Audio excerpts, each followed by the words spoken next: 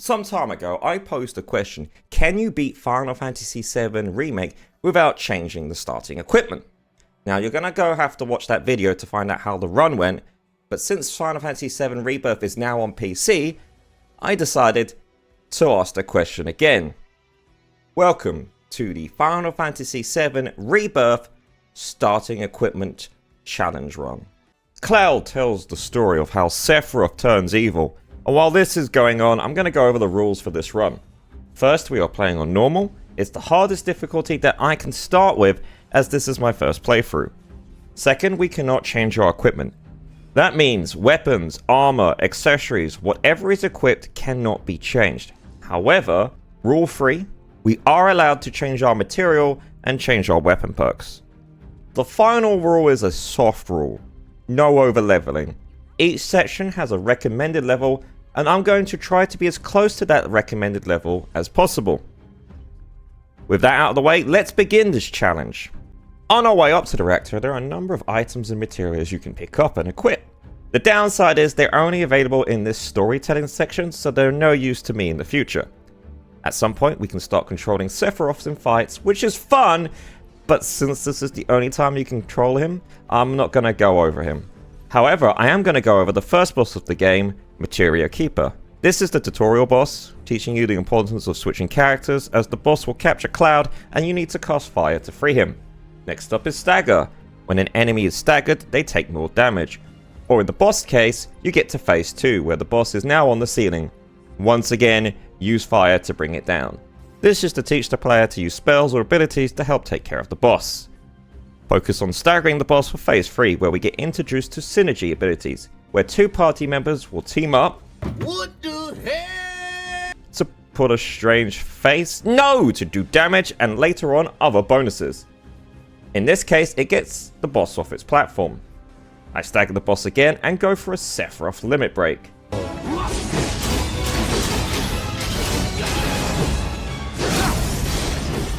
A few more hits and the boss goes down.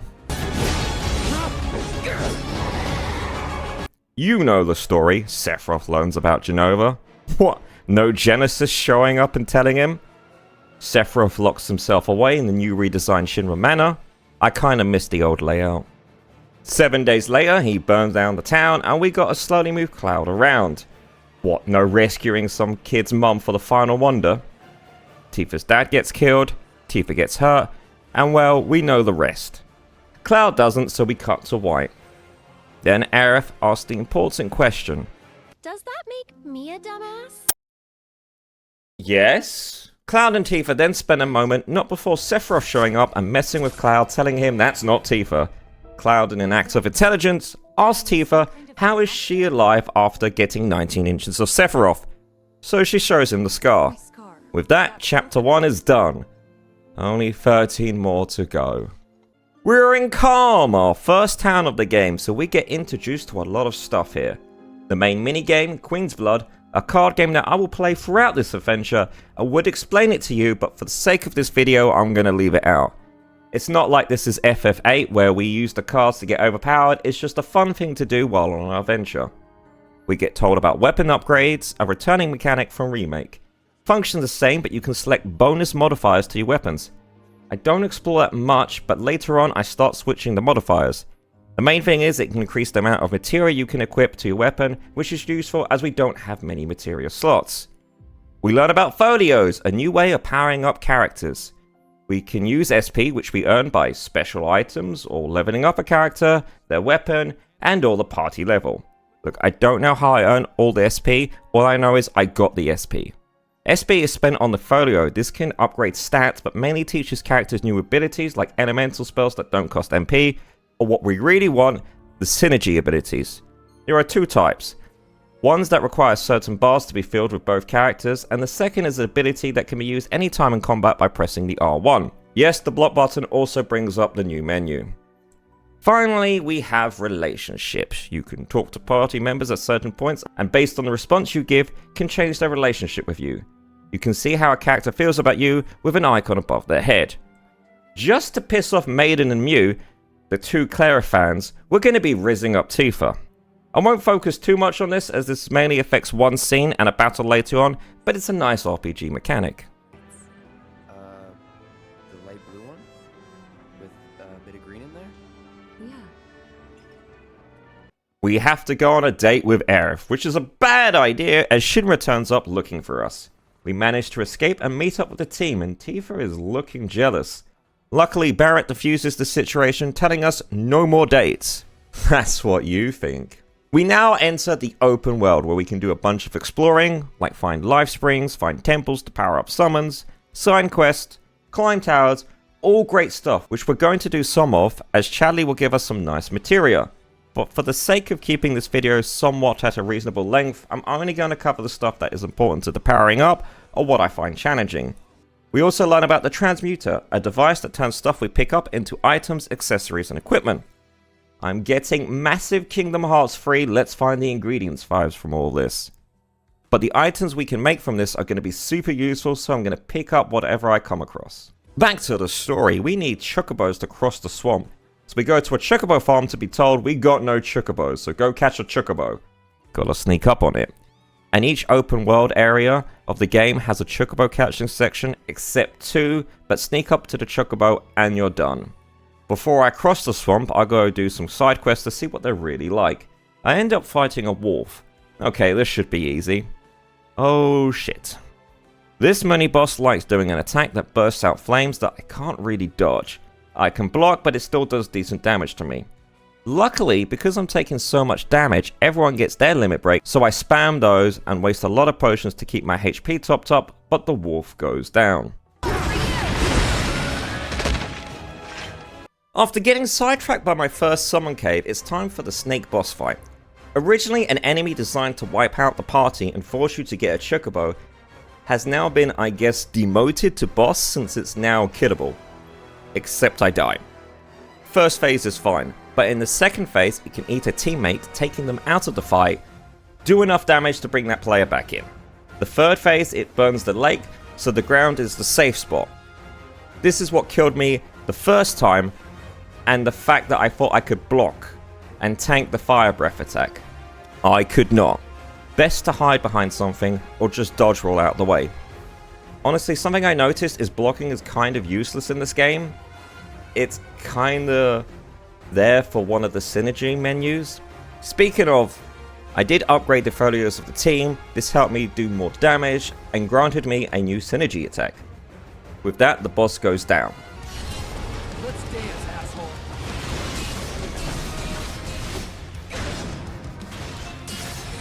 While taking Cloud down. But Genova can't have that, so Sephiroth saves Cloud and recreates that iconic moment in the original game. The Mythril Mines. Not much to talk about until the bosses. Each of these dungeons is a character showcase where you take control of Cloud for some of the dungeon, and then another character for the rest. This also means the party gets split in two. For this one, it's Barrett, and he plays the same as he does in the remake. You can shoot stuff to break it.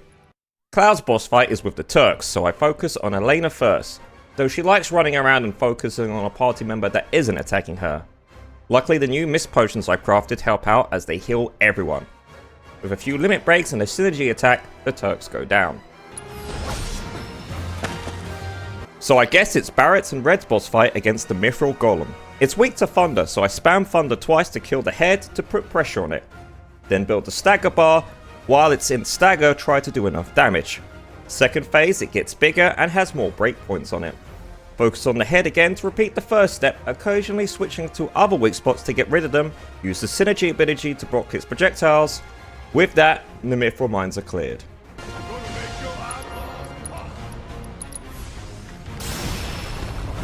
New area, so that means catch a chocobo. Go off exploring so I get some new material from Chadley. I do some battle simulations, but not too many, as I don't want to be over leveled as it would make the challenge redundant. So I head inside the Under of Junon to rescue Yuffie.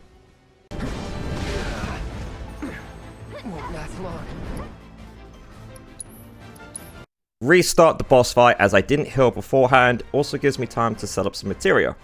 Like its original counterpart, this boss puts people into a water prison that you have to use magic to break. Second phase, it can cast a water tornado that Tifa walks into and dies. It pulls you in, so be careful. The water gushing out also does damage. A lot of this fight is hit when I can, use items to heal, and cast magic to break people out of prison. I should have had Barret in the party, as his long range attacks would help out a lot. Also, Tifa missed her limit break. I suck at these timings. The boss still goes down. I should probably heal up first.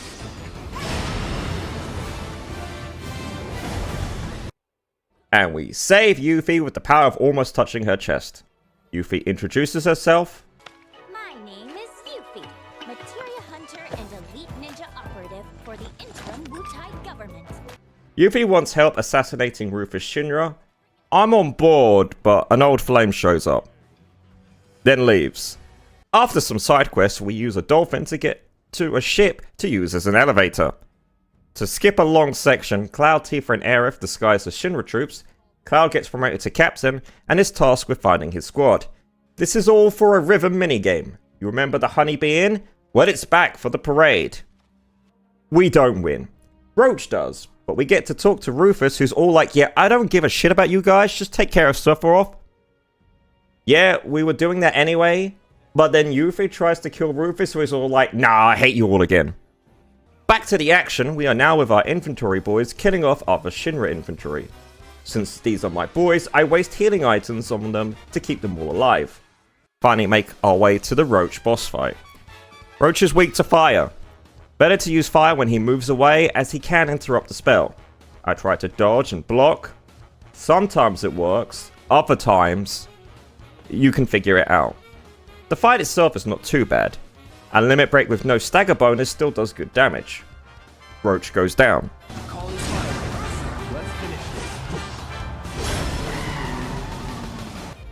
Gives a speech, and because we kept all the boys alive, we get some bonus rewards. We sneak onto a ship, as we are still following the robed guys. To summarize the boat ride, we played Queen's Blood. A lot. You can back out of the tournament, but we get to see Red do this. I've yet to show my hand. We get a trophy plus some new cards. It's time to go to bed. Ojo-sama. It's time to go to bed. Now the action starts. Fiends are loose on the ship, we gotta take care of them.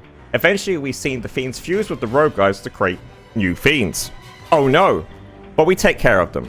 The captain realizes if the hidden figures are left alive, the fiends will fuse with them, and that causes problems, so we start shooting at them. Okay, great! Except Yuffie is among them.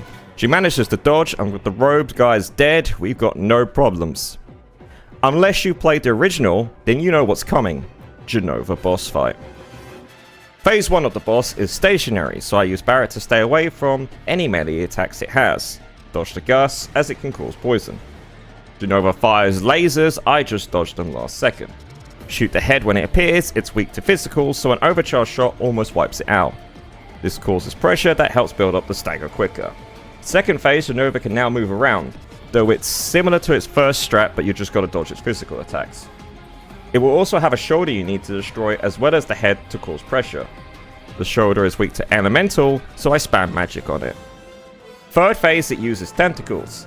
First attempt, I did not focus on the tentacles, so I died to them.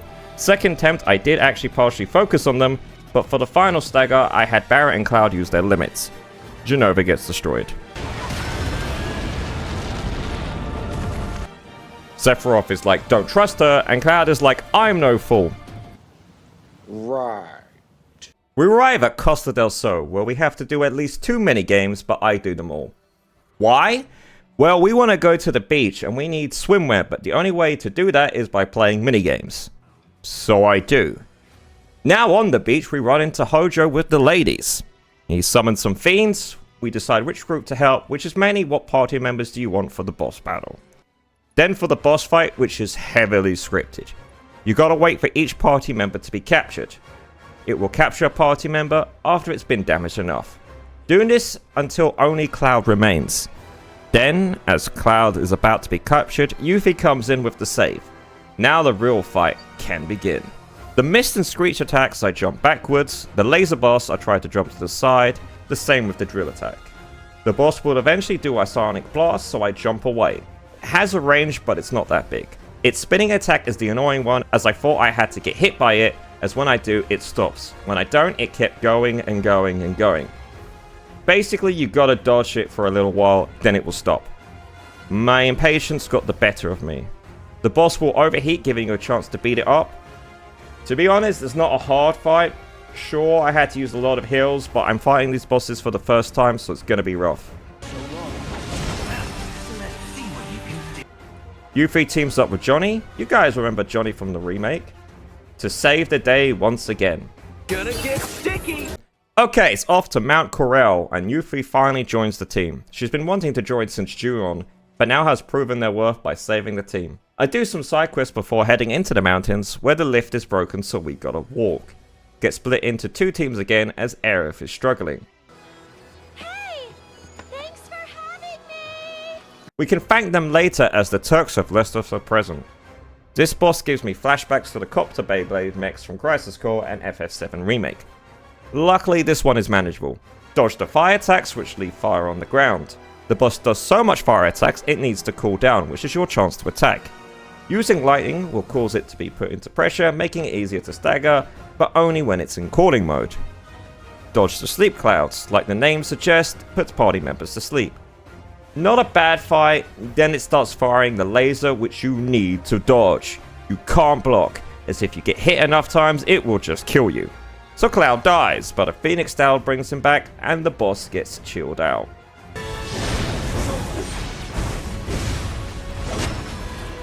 Stay cool, bird boy. We reunite with the rest of the team. I try to do some side quests to get more chat material, but the game crashes, so we're off to Barrett's hometown. Before we run into a baby weapon. The robe guys want to go in for a swim and all that Mako, and Cloud feels left out, so he tries to jump in too. We now have a party split, with this being a Yuffie dungeon. Despite this being Barrett's old stomping ground, Barrett already got the Mythril Mines. Not that I mind. Oh, brother, this guy stinks! As Yuffie's fun to control. Plays very closely to her Remake Integrate DLC. But since Cloud and Aerith and Red got a boss fight, it's only right that the others get one too. The Giga Cockatrice is the same as the other Cockatrice in the area, only it's Giga. Weak to fire and causes petrification. Simple fight. Make Barrett spam fire, use Yuffie's fire ninjutsu to cause nice damage without wasting MP. Yuffie throws her weapon into the enemy and it stays there. Then you can use whatever ninjutsu you have selected. If you don't have one selected, Yuffie does non-elemental, non-physical damage.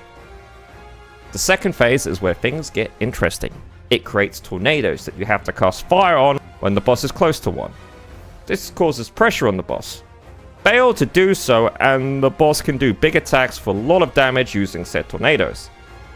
I didn't work this out, as the second time the boss spawned the tornado, I didn't see the fire hitting the tornado next to the boss causing pressure. With that knowledge now secured, I make sure Barrett would have enough ATB gauge to cast a couple of fires. A lot of the fight was switching between Yuffie and Barrett. Yuffie for most of the fight and Barrett for when the tornadoes come out, as he could cast fire on the tornadoes. Overall, it went well. Barrett even made a friend. Leave me alone. Hey!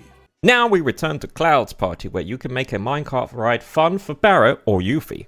I pick Yuffie, though I feel bad, as when we enter the town, everyone hates Barrett. On the plus side, we meet the doctor who saved Tifa's life, telling her you arrived in a Shinra helicopter, so maybe not everyone there is bad. Though Cloud was experimented on for like 5 years, plus this information may have made Tifa not move to Midgar to blow up reactors. Anyway, Gold Saucer, we get introduced to Cait Sith. And to cut a very long story short, a load of Shinra personnel die, everyone thinks it's Barrett since it was a man with a machine gun arm who did it. We have to prove Barrett's innocence by going into Corel prison, where we then have to collect a load of green gassholes to help a Chocobo back to health so we can race and win this guy money so he can tell us where the guy actually did it is. Gonna be honest, this kinda makes more sense than the original game.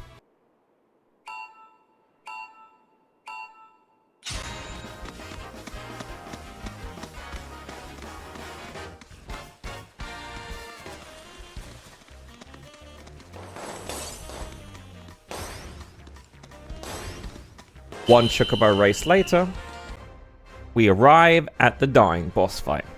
Like in the original game, this is a Barret only boss fight. As such, this is where I start to use items that cause status ailments, mainly the hazard material, to put poison on the boss. I do this as I spend a lot of time hiding behind cover to block some big attacks. Then he places mines, which isn't too bad as I do an okay job of missing some of them. So far, so good. Until... Again! Again! Again! Final phase man just goes full Winter Soldier on me. I just have to out-heal the boss. My reward is dying taking out some Shinra troops to lead us to the next boss fight against Palmer. Wait, isn't this fight meant to happen later on in the game? What do you mean they cut Cid's hometown out? What starts out as a joke boss fight turns into, oh god, it's doing so much damage. Just heal, just heal, just heal, oh god, just heal. It's weak against lightning and I just spam my limits and synergies. With a strat in place, quote unquote, Palmer eventually will go down.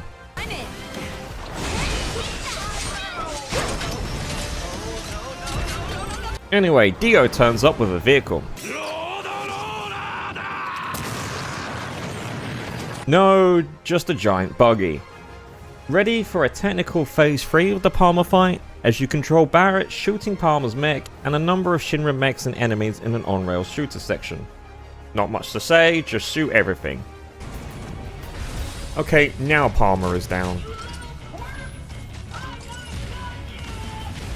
We now have access to the buggy, which could only be used in this area. Basically, the buggy is the chocobo for this area. But we ain't got time for that, so let's advance the plot to... Me? Gongaga. Oh look, Cisne did become the protector of the village.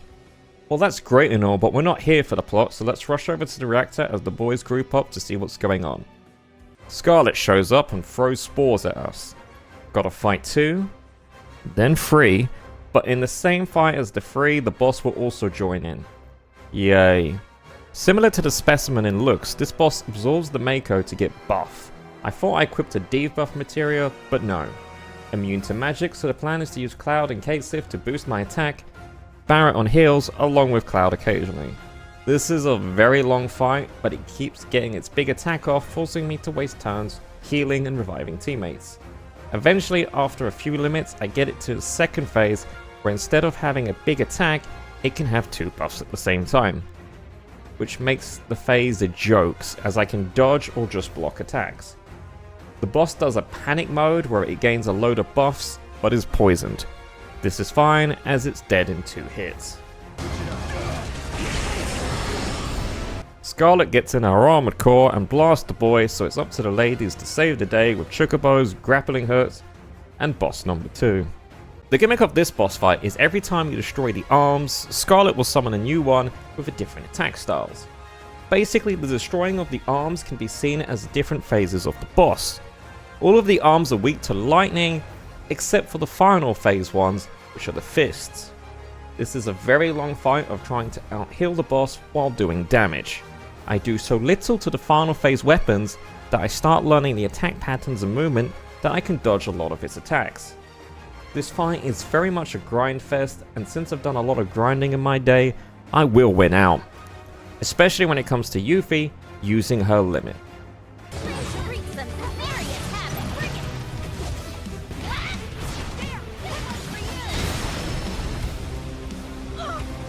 Okay, bullet points. Jenova takes control of Cloud, Cloud almost kills Tifa, Tifa ends up inside the baby weapon, who shows her the live stream as well as a fractured memory of her past. I wonder if something like this will happen again later to another character, and maybe Tifa will be able to help them through it. Sephiroth, Jenova are messing with the live stream. Baby weapon brings Tifa back to her friends. Cloud, in the first time in a while, is more clear-headed than he's ever been. We meet Cid, who will not be a playable character in this game. We head to Cosmo Canyon to find out Red 13 is actually a teenager who's pretending to be more mature. Sounds like anyone we know? The place is like a cult who doesn't believe Tifa, Aerith gives a speech, and we get an Nanaki dungeon where him and Barrett gotta kill some Gi. Red's 13's actual name is Nanaki. I fall in love with Nanaki's combat and Stardust Ray. We get to the boss, and unlike the original, we can't just use an elixir for an instant win, but we can use it to stop the boss grabbing a party member. Dodge, block some attacks, got access to regen, so I use that so I don't have to keep spamming heals. The second phase of the boss spawns in a load of ads that cast fire. Use Stardust Ray to kill groups of them. Then it goes for a big debuff attack. Use synergy attacks to negate this debuff, then repeat all of this until we enter the third phase where it casts Doom. Just gotta kill it before Doom hits. No problem, but I do burn through all of my elixirs. I probably won't need them later on. Boss goes down.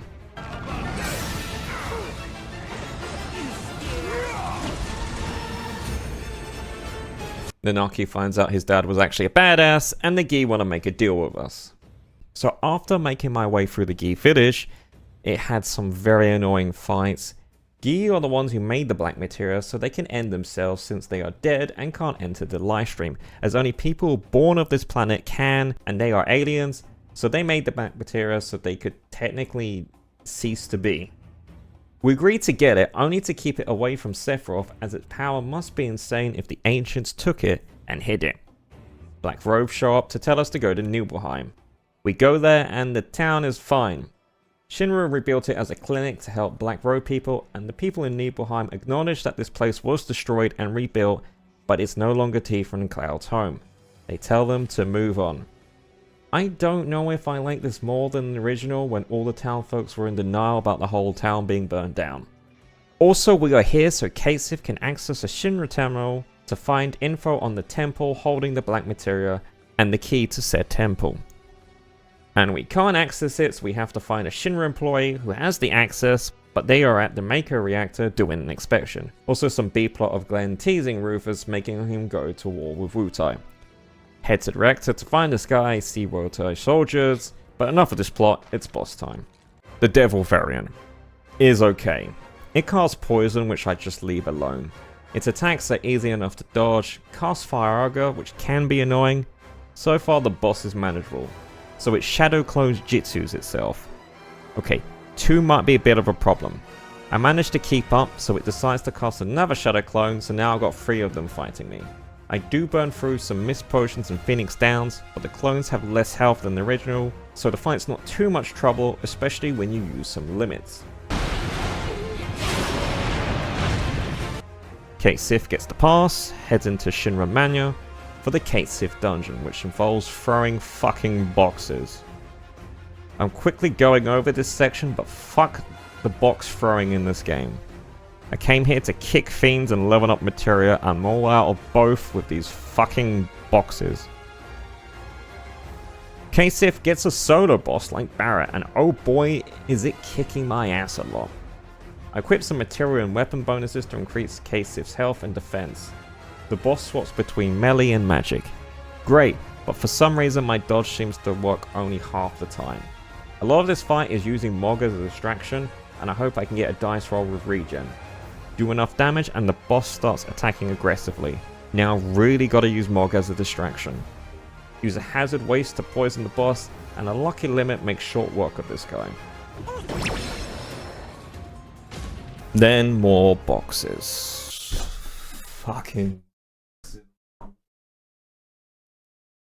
Find Vincent. Find Sephiroth's cells. Vincent's like, we need another boss fight, and I also need to look like a badass. So, Vincent uses one of his limits to become the boss. He fights up close and at a distance. His throw attacks can cause poison. As the fight goes on, he gets more and more aggressive, dealing more damage and fighting faster and faster. I struggle to keep up as the amount of times that there's only one party member left is not good. Some lucky limits and backline synergies keep the fight going to a win. Cait Sith is like, hey Vincent, Join me. remember Roach? Well, he's got a bunch of Sephiroth cells for his final round with Cloud. The fight is fine, but my god, block is useless in this fight. So I rely on limits to keep me safe and use Giga Potions to fully heal. Second phase, Roach is much weaker, so not much problem, spend time in Punisher mode to deal the remaining damage. Roach gets beaten so bad, he turns into a black robe. Oh yeah, it's war. Cid asks Aerith about her mum. Things get awkward, so it gives us a free trip to the Gold Saucer. That's where the key to the temple is, and Vincent joins the dark side, only to have the plane engines crash, so I guess the Tiny Bronco is now a boat. Arrive at Costa del Sol, and now Cid joins us also. Basically, Cid and Vincent are just here, they don't join in any of the fights. Go to the Gold Saucer to have a story-accurate date with Tifa. Then enter the world of Loveless. Oh god. Then Aerith sings a copyrighted song, so here's Salty with a ukulele cover. Somebody. Well, enough cutscenes, let's get to some combat.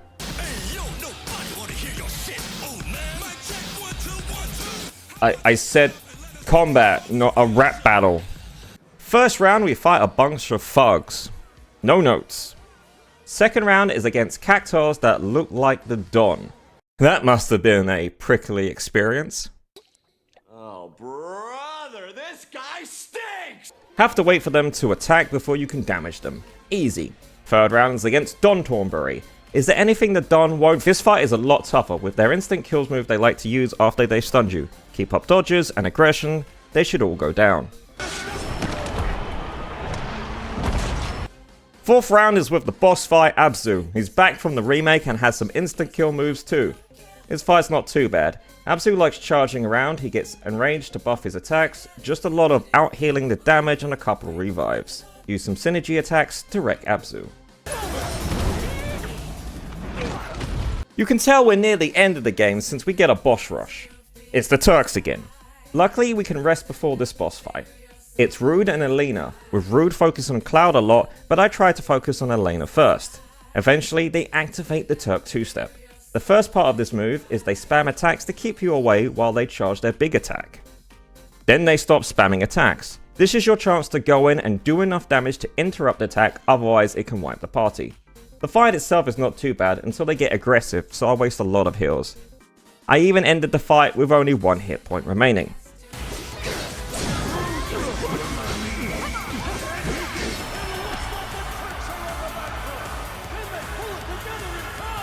Then it's straight into the Rufus boss fight. So much for the rest between fights. I gain 30% of my HP back at the start of the fight, but Rufus keeps destroying me. I maybe should have ended the last fight with a little more HP rather than try to end it as quickly as possible. This is also just another one-on-one fight, pretty much like Rufus in Remake. I need to get an X potion off, then I'm fine. This is similar to his Remake fight. Can't attack unless you see him reloading. Attack him during the reload will also put pressure on, but can't hit for too long or he will damage you. I use regen and potions to stay alive.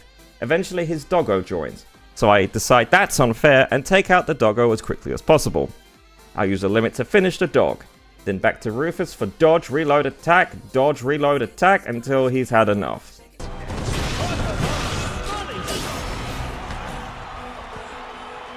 Then Sith betrays us. Everybody betrayed me. I fed up with this world. Well, we might as well go to the temple anyway. This is your last chance to do all the side quests in the game, but I'm ready. Turns out I'm not ready, as the first lot of Shinra troops I fight keep kicking my ass over and over again. They got some AoE grenades that do very good damage. So I check the level requirements and see I'm a few levels below. So I go off and do some side quests, so that I'm the same level as the recommended level, level 45. On my return, the Shinra troops go down a lot quicker and with greater ease, so I make my way through the Aerith dungeon. But first we get a boss fight with the Red Dragon. This was the first proper boss fight that I got stuck on for a good chunk of time. Sure, Rufus was annoying, but as soon as I got the X potion off, it was plain sailing. This boss, however, forced me to learn the fight. So, when he uses the fire flame laser, hide behind a pillar, then knock down the pillar to put pressure on him. Do this 4 times or just destroy the head to put the pressure on. Eventually you'll get to phase 2. He will now fly around and his chest starts glowing. Now you need to do enough damage to stop his lava attack.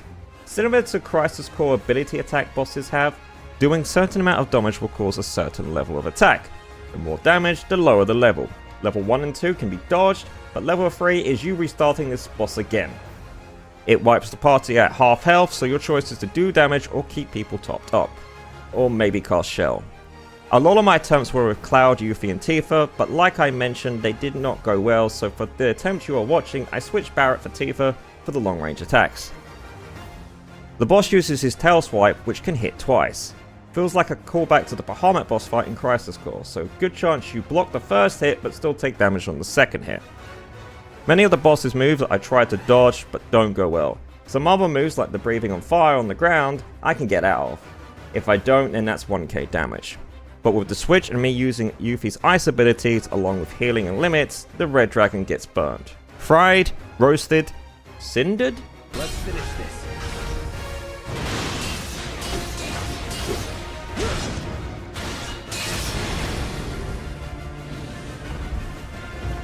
That's not happening.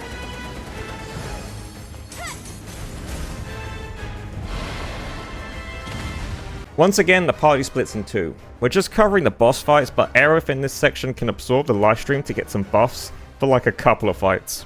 Anyway, Team Avalanche has the Ironclad to fight. I just hit the boss a lot.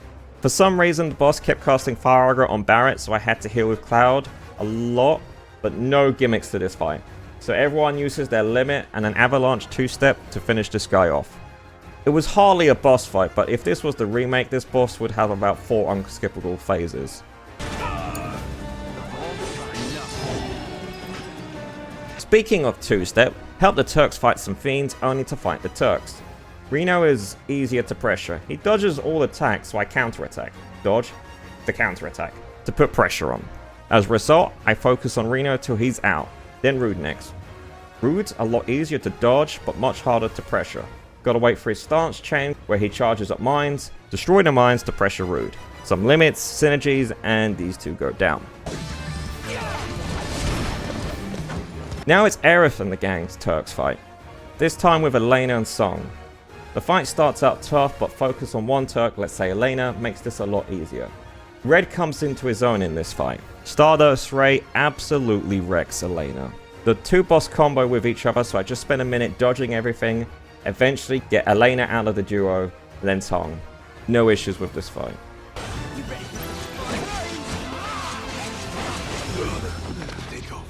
After that boss gauntlet, the game decides to make the player cry. Make me cry? No way. What are they gonna make you do? Take control of child Aerith and watch your mother die? Aerith, Mommy has to return to the planet. Oh, well, excuse me a moment while I go grab a box of tissues. We then learn about Genova. Wait, isn't there another boss in this temple? I'm pretty sure there's another boss that is a kind of a reoccurring boss throughout several Final Fantasy games. Why is that wall moving? The Demon's Gate boss! And I just gotta say, I love the design of this boss. Anyway, pretty easy to dodge attacks. It drops some stuff from the ceiling you gotta dodge, can grab party members, then takes them out of the fight, and does damage to them over time. The fight is manageable, like the previous boss fight was, until the second one shows up. Bonus, they can also make the arena smaller and smaller. I focus on the first one since it has half health, though I'm sure the second one it has only half health. Well, the same amount of health as the first one had at the start of the second one spawning in. With two of them means double the attacks you've got to dodge. No wonder one was so easy to dodge. The only good thing is they both do the same attack at the same time. One goes down, but you can't kill it straight away, so I figure you got to kill the second one first. But after a minute, I turn and killed the first one off anyway. After dealing with two, the second one alone is no trouble, though I do get hit by two big attacks but manage to live through it. One use of the Giga Mist potion and the boss goes down.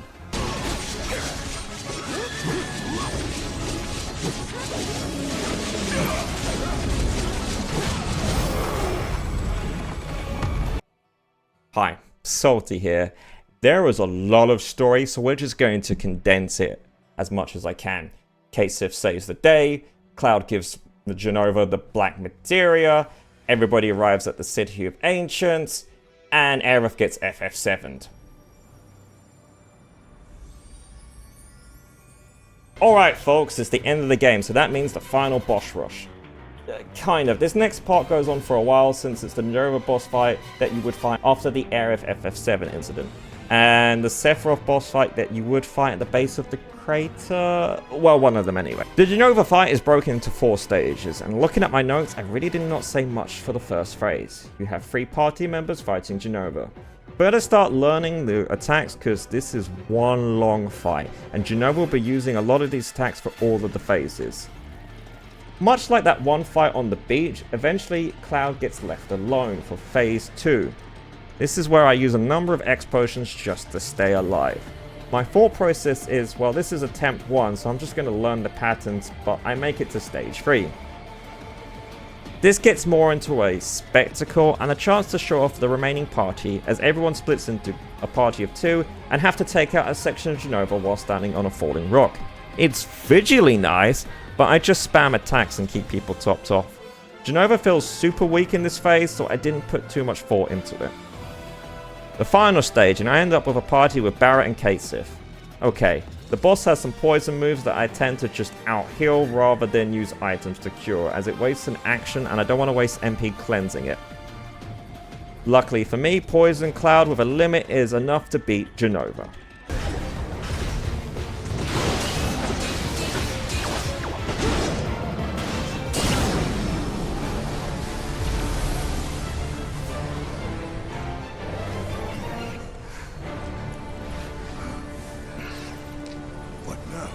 Then Zack and Cloud fight Sephiroth. Look, I don't have time to explain it. What I can say is this phase is no trouble at all. Again, like the Genova fight, now's your chance to learn some of Sephiroth's attacks, as you are not done with this form yet. Phase 2, he transforms into the Sephiroth that's on top of a meteor. You only play as Cloud in this section as you attack the bottom, then climb Sephiroth. This phase is kinda scripted. Phase 3, we're back with the rest of the party. Sephiroth summons a strange Bahamut similar to what happened with the final boss in Remake, getting a lot out of that Bahamut design. Once you beat Bahamut, you attack Sephiroth's wings before you attack the main body. I get wrecked by Bahamut's big attack, but I managed to recover from this. The Nucky carried the team on this one, doing your dad proud.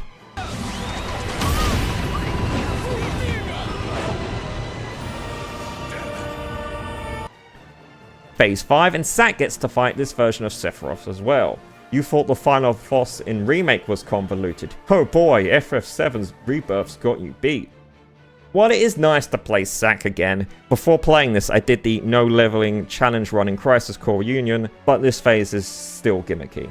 Aerith has left us a little safe zone we can use, plus this phase not hard at all. Attack the core, dodge the same attacks the boss has been using this whole entire time. We get to phase 4. Before you can attack the core, you have to cast magic on the wings to break them. It took me a while to work this step out since I haven't really cast that much magic in this run. So I use Yuffie, who can cast magic without MP once the shuriken is stuck in the enemy. With that, I can break the wings easily, then attack the core. Unfortunately, I did spend way too long in this phase, and as a result, I did use quite a bit of items. The final phase. Sephiroth goes back to his humanoid form and Aerith shows up. Great, I love having ghosts in my party. Sort of reminds me of FF10. Sephiroth really likes impaling, which takes out the party member out of the fight. Maybe he's just confused why Aerith's back after you know what. He also has his Heartless Angel move, which of course leaves you with 1 hit point. Aerith and Cloud heal each other by spamming elixirs. Look, I did try to use Aerith's limit, but Sephiroth just killed me through it. And this is the final fight, so where else am I going to use them? He has some other moves that are pretty easy to read, like a tornado that spins round and round, but you just have to attack his blade. We beat Sephiroth again, and again.